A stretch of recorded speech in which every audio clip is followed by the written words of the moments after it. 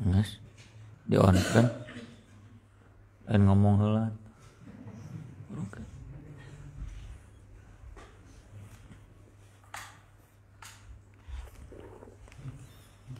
Innal hamdalillah nahmaduhu wa nasta'inuhu wa nastaghfiruh wa na'udzu billahi min syururi anfusina wa min sayyiati a'malina. Asyhadu an la ilaha illallah wahdahu la syarikalah wa asyhadu anna Muhammadan abduhu wa rasuluh. Allahumma shalli wa sallim wa barik ala Muhammad wa ala alihi wa sahbihi wa man tabi'ahum bi ihsan. Amma ba'd. Babu manaqibi Utsman bin Affan Abi Amrin Al-Qurashi radhiyallahu an. Biografi atau riwayat hidup Utsman bin Affan Abu Amr orang Quraisy radhiyallahu an. Wa qala Nabi sallallahu alaihi wasallam man yahfiru bi'ra rumah falahul jannah. Siapa yang bisa menggali sumur rumah maka dia akan mendapatkan surga. Fahafaroha Utsman, lalu Utsman menggali untuk sumur tersebut. Wa qala, dan Nabi juga pernah bersabda, man jahhaza jaishal usrah falahul jannah. Siapa yang menyiapkan perbekalan atau kendaraan pasukan usrah itu sulit, falahul jannah, maka dia akan mendapatkan surga. Fajahazahu Utsman, maka Utsman menyiapkan kendaraan untuk pasukan usrah ini. Ini menggambarkan sisi yang jelas dari sosok Utsman bin Affan.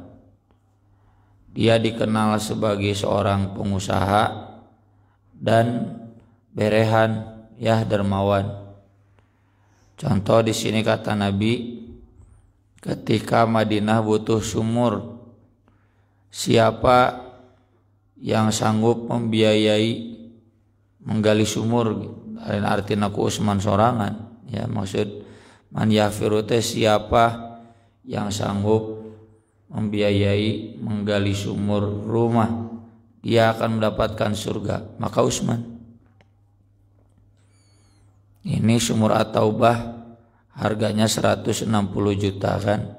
Jadi siapa yang mau menggalikan sumur, membiayai penggalian sumur di At-Taubah, dia akan mendapatkan surga.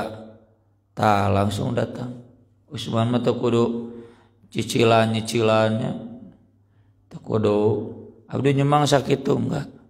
Tapi langsung sabaran Ustad 160 juta kontan. Ini akhlak orang dermawan. Tentunya bagi mereka yang punya uang, orang mah daerahnya boga duit sakituna menangnya. Jadi yang punya uang banyak, yang memang saldonya ratusan juta, sudah sepantasnya mengikuti akhlak Utsman bin Affan. Termasuk pasukan usrah itu ada di surat At-Taubah. Laqad taballahu 'alan nabi wal muhajirin wal ansar alladzina tabauhu fi sa'atil usrah. Usrah itu perang Tabuk. Rasul sallallahu alaihi wasallam butuh 300 kuda. Maka Utsman membeli 300 kuda kusorangan sendiri dan kemudian menyediakannya untuk pasukan yang akan berangkat ke Tabuk. Tabuk itu daerah Yordania sekarang. Kuda sabaraha hargana hijina? Ya. Kuda perang rata-rata 100 juta. Ya. Harganya seharga mobil Agia, ya, Ayla. Ya. Jadi kalau 300 sabaraha entah. Sok hitung atuh. 30 miliar. Ya. Dan itu oleh sendiri. Dan uangnya punya. Nah ini menggambarkan jadi kita tidak kekurangan teladan ya dari manusia soleh masa lalu. Bagi yang miskin itulah Umar bin Khattab ya yang kemarin dibahas, sudah selesai tiap hari Senin subuh. Kesederhanaannya, keterbatasannya, tapi tetapnya nyumbang mah ya. Abu Bakar sama, nah ini yang kaya sok atuh ongko beungar tapi sodakona sarua jeung urang tulan ge beungar ya. Teu pantes orang kaya tapi sodakonya sama dengan kita atau bahkan lebih kena gede urang dibanding maranehna ya. Itu teu pantes beungar model gitu. Sesuaikan dengan kapasitasnya dan sodakona nu beunghar mah teu kudu nu leutik bae nya teu ngilu nyumbang nu leutik nu gararde sekalian tah jiga ieu sumur bor terus 60 juta blok gitu teu kagok bagi mereka yang memang mampu ya. Jadi kekayaan itu dari dulu zaman Nabi diperlihatkannya bukan dari rumah ya, dari harta, tapi dari sedekah. Sesuai dengan hadis laisal ghina bi kathratil ard an kathratil arad walakinnal ghina ghinan nafsi. Ayo nama orang kan obsesi orang kaya itu paloba-loba kontrakan ya, paloba-loba tanah, paloba-loba aset, pagede-gede saldo tabungan rekening ya.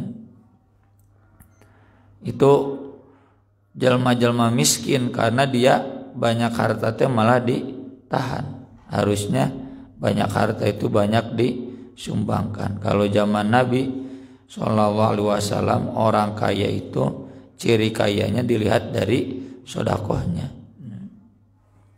Dan salah satunya adalah Utsman bin Affan.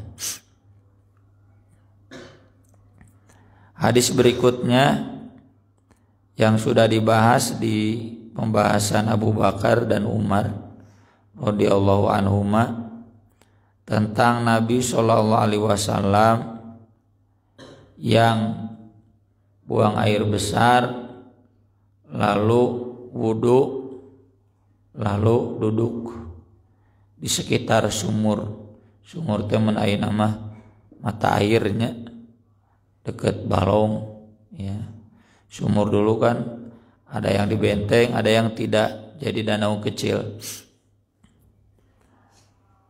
Lalu datang 3 orang sahabat yang bertamu dan Abu Musa sebagai penjaga pintu, bodyguard, pengawal menemui Nabi SAW memohonkan izin boleh tidak yang 3 sahabat ini masuk. Maka Nabi membolehkan dan kepada 3-tiganya Nabi bersabda, "Idzan lahu wa basyirhu bil jannah." Silakan izinkan dia masuk dan berikan kabar gembira kepada dia bahwa dia akan masuk surga. Nah ini yang sering diistilahkan dengan al-mubasysyirin bil jannah. Sahabat-sahabat yang diberikan kabar gembira oleh Nabi SAW bahwa mereka akan menjadi penghuni surga. Meskipun untuk konteks Utsman bin Affan ada keterangan tambahan ala balwa satusibuh, dengan cobaan-cobaan banyak yang dia akan merasakannya. Nah, dan kita tahu dalam sejarah memang masa kepemimpinan Utsman bin Affan itu sedikit kacau, bukan karena salah Utsman, salah Ali. Ya, kalau disebut karena Utsman tidak tegas, sehingga Bapak SBY cenah tidak tegas misalkan. Ali tegas, ngaroe sudah takdirna masyarakat rusak merusak. Ya, kata Ali bin Abi Thalib, dulu aman karena rakyatnya saya, pemimpinnya Nabi. Sekarang banyak kacau karena rakyatnya kamu, pemimpinnya saya. Gitu.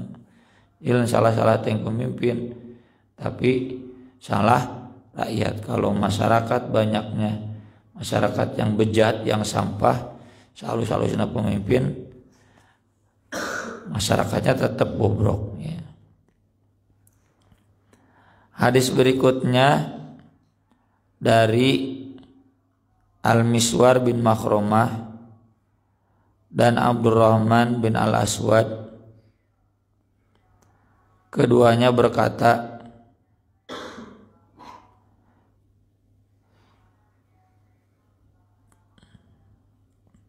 kepada Ubaidullah, apa yang menghalangi kamu tidak berani ngomong kepada Utsman terkait saudaranya, saudara seaki? Karena sungguh sudah banyak orang yang menggunjingkannya, yaitu Al-Walid. Al-Walid ini gubernur di Irak yang diangkat sesudah Sa'ad bin Abi Waqqas lengser atau uzlah, karena Sa'ad bin Abi Waqqas di zaman Utsman itu uzlah, pensiun dini lah, lalu kemudian kalembur, hidupnya di pesisir Madinah. Yang aku maksud adalah kepada Utsman. Dan kemudian Ubaidullah mencoba cari waktu ingin bertemu dengan Utsman bin Affan. Dan karena Utsman bin Affan ahli masjid, ditunggu dia selesai sholat.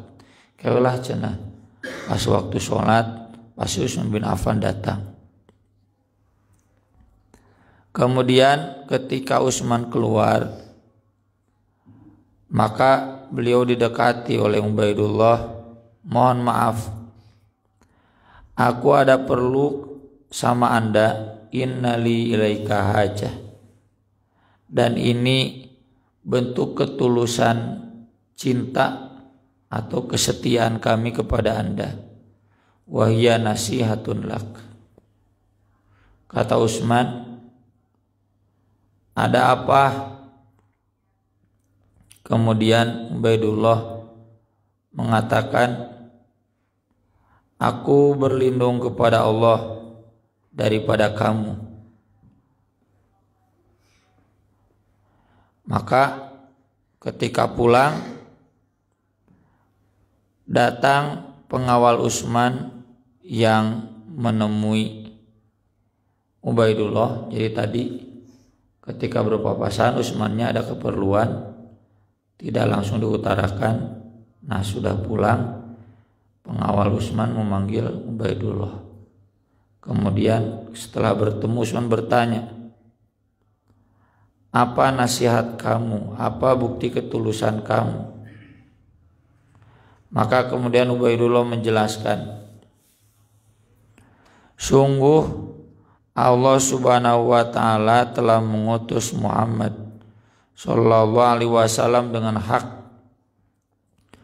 menurunkan kepadanya kitab, dan Anda termasuk yang memenuhi seruan Allah dan Rasulnya di masa awal. Lalu Anda hijrah 2 kali. Kenapa 2 kali? Karena yang pertama ke Habasyah, Utsman ikut rombongan hijrah ke Ethiopia, Afrika. Nah, lalu Utsman pulang karena istrinya sakit, putri Rasul. Udah gitu nanti ke Madinah ikut lagi hijrah. Utsman bin Affan ini menantu Rasulullah dan dia dinikahkan oleh Rasul kepada dua putrinya, tapi beda waktu. Kalau satu waktu nggak boleh, yaitu Ruqayyah dan Ummu Kulsum, dan dua-duanya meninggal sebelum Utsman bin Affan, bahkan meninggal di masa Rasulullah Shallallahu Alaihi Wasallam. Anda juga telah menjadi sahabat Rasul dan Anda juga tahu bagaimana petunjuk Rasul. Ini masyarakat sudah banyak mempergunjingkan Al-Walid, maka kemudian kamu pernah bertemu Rasul? Nanya ke Ubaidullah. Enggak. Walakin khalasu ilayya min ilmihi ma yakhlusu ilal adra fi sitriha.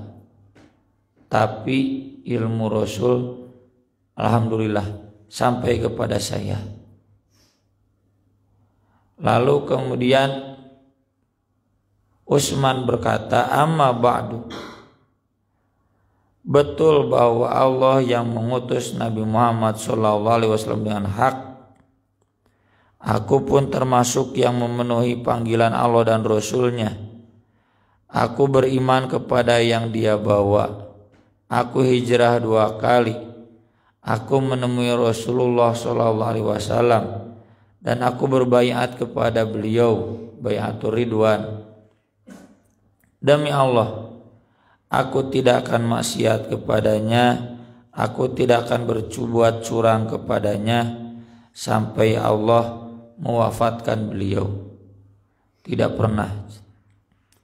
Kemudian zaman Abu Bakar pun demikian, aku tetap setia. Zaman Umar pun kemudian demikian, aku tetap setia. Track record saya jelas. Tsummastukhliftu, kemudian sekarang aku diangkat jadi khalifah. Afalaisa li minal haqqi mithlul ladzi lahum, apakah saya tidak punya hak seperti hak Rasul, Abu Bakar dan Umar, yaitu apa? Dihormati, disegani, ditaati. Qultu, kata Ubaidullah, bala, tentu ada. Lalu sembalik bertanya, yang dimaksud kamu orang-orang menggunjingkan Al-Walid itu apa? Dari tamat tuh can zaman WhatsApp-nya, menaik kan zaman WhatsApp, tinggal dipoto, kirimkan. Memang ada apa? Aya nama zaman Facebook tinggal dipiralkan. Yang aku sebut, yang Anda sebut terkait Al-Walid, Utsman kepada Ubaidullah, yang kamu laporkan terkait Al-Walid, kami akan menetapkan hukuman sebagaimana haknya insyaallah. Dilaporkanlah bahwa Al-Walid bin Uqbah sudah berani mabok. Gubernur maboknya, bayangkan Ridwan Kamil mabok. Pan jadi isu nasional. Kemudian dia memanggil Ali bin Abi Thalib, Ali penasehat Utsman bin Affan, dan dalam hal ini sebagai jaksanya. Lalu Utsman memerintahkan Ali untuk mendera Al-Walid bin Uqbah sebanyak 80 kali. Ini sudah pernah kita singgung di pembahasan tentang Sahih Muslim bab Umar. Kenapa sekelas Al-Walid bin Uqbah mabok? Karena salah memahami ayat surat Al-Maidah. Laisa 'alal ladzina amanu wa 'amilus shalihat junahum fima ta'imu idza mattaqu wa amanu wa 'amilus shalihat tsumma taqu wa ahsanu wallahu yuhibbul muhsinin. Orang yang beriman beramal soleh tidak akan punya dosa dari apa yang mereka makan dan minum selama mereka bertakwa, beriman dan beramal soleh. Nah, Walid memahami, saya kan takwa, saya iman, amal soleh, pejabat lagi yang disayangi rakyat, berarti boleh mabok karena tidak akan jadi dosa kalaupun mabok gitu. Maka tentu pemahaman itu salah. Yang dimaksud ayat itu orang yang meninggal sebelum turun ayat khamar dan dia pernah mabok, apakah kemudian dia akan menjadi penghuni neraka? Maka ayat itu menjawab,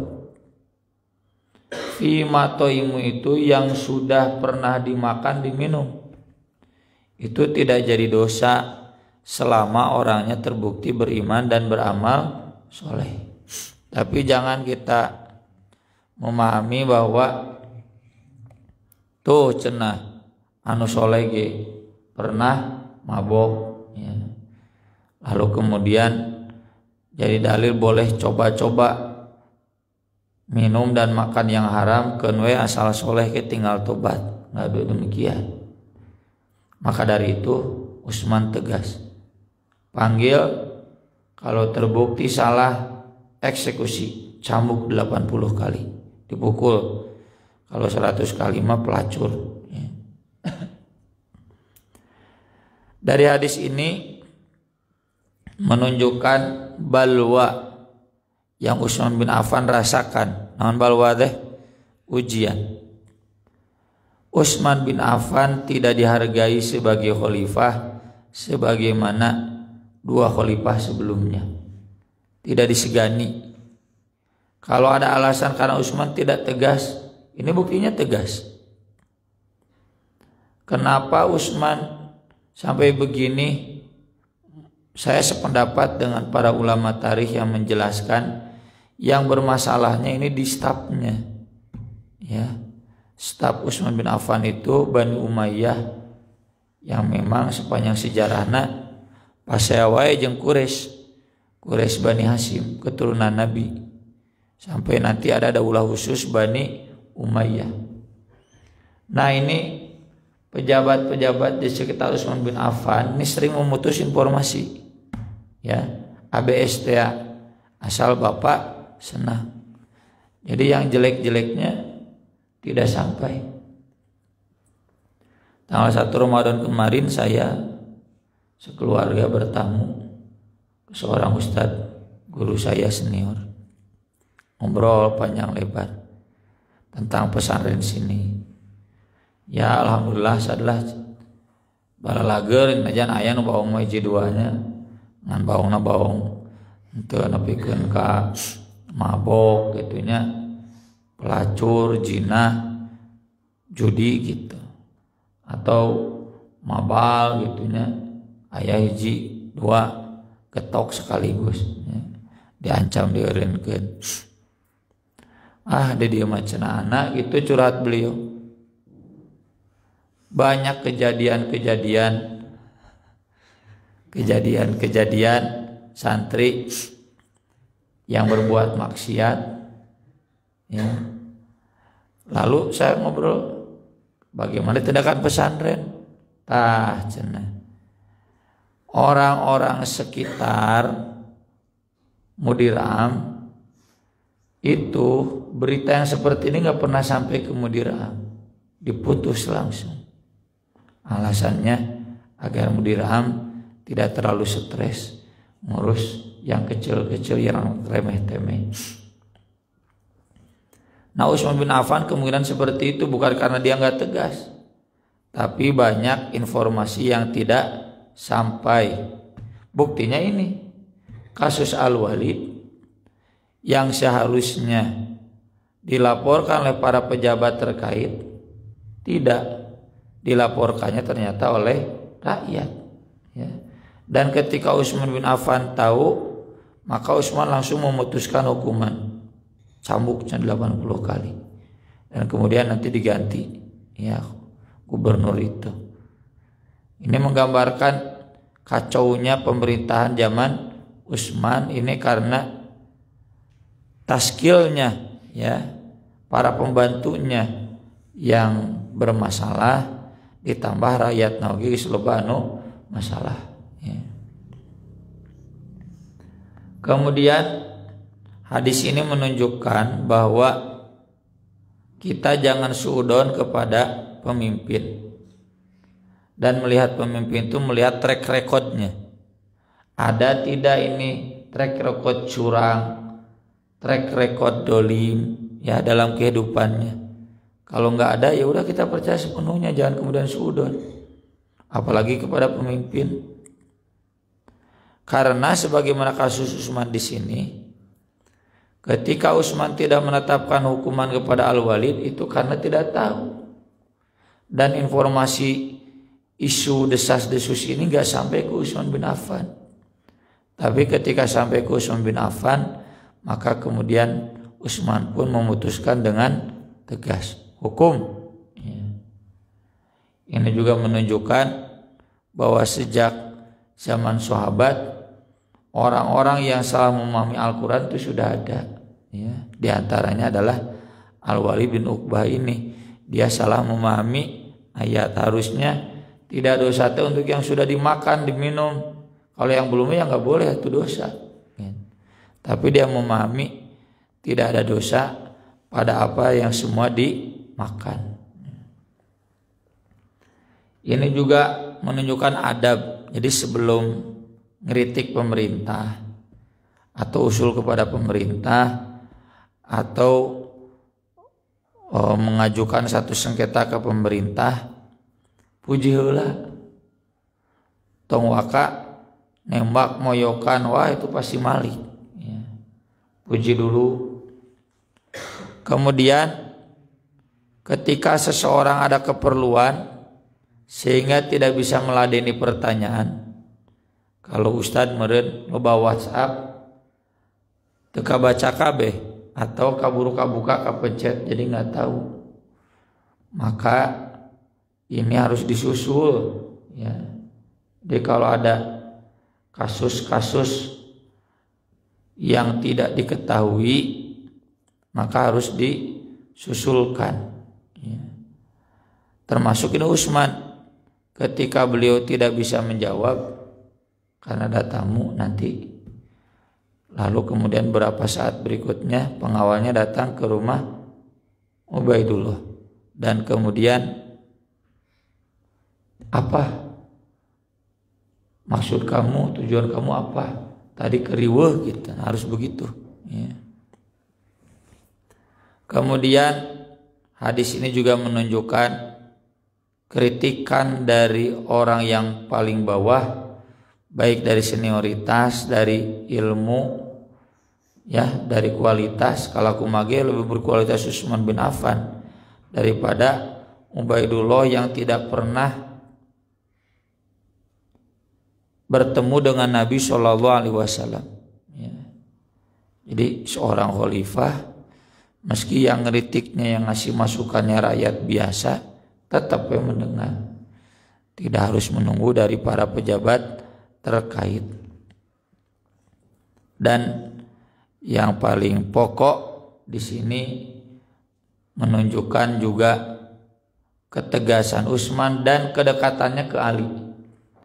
Jadi tuduhan orang-orang Syiah bahwa 3 khalifah ini merampas hak Khalifah Ali itu terbantah, karena buktinya Ali bin Abi Thalib menjadi penasehat Abu Bakar, menjadi penasehat Umar, dan termasuk jadi jaksa di zaman Utsman. Padahal Utsman dan Ali itu kan beda hiji soalnya. Yang men Jokowi jeung Prabowo kan beda 2%. Beda sesetrik, ya. Tapi Ali ikhlas membantu Utsman, Utsman pun ikhlas dibantu oleh Ali. Keduanya saling berkolaborasi. Saya sering bilang, presiden kita sudah memberi contoh bagaimana Jokowi Prabowo panas di luar, ya, ketika kampanye, tapi ketika beres keduanya akur, takut nanti dicontohan kurang oke. Jadi ketika panas dalam area muktamar, muscab misalkan musda, beres nama ngahiji deui we gitu. Inilah Ali bin Abi Thalib yang menjadi jaksa di zaman Utsman, menunjukkan bahwa dia sangat setuju dengan keputusan Utsman bin Affan. Terakhir, ini jadi dalil bahwa hukuman cambuk atau dera atau pukul untuk peminum khamr itu adalah 80 kali. Tapi yang menentukannya adalah hakim. Langsung orang manggil jelema nu mabok, habak boga mentah 80 kali. Atau nyari-nyari pipasean. Ya, harus lewat hakim, harus lewat pejabat yang berwenang agar tidak menimbulkan chaos. Kalau langsung pribadi nanti jadi dendam pribadi. Ya, jangan, biar aparat pemerintahan yang bertugas untuk menegakkan hukum-hukum seperti ini. Aku qouli hadza wa astaghfirullah li wa lakum subhanakallahumma bihamdik asyhadu an la ilaha illa anta astaghfiruka wa atubu ilaik. Wassalatu wassalamu ala Rasulillah. Wassalamualaikum warahmatullahi wabarakatuh.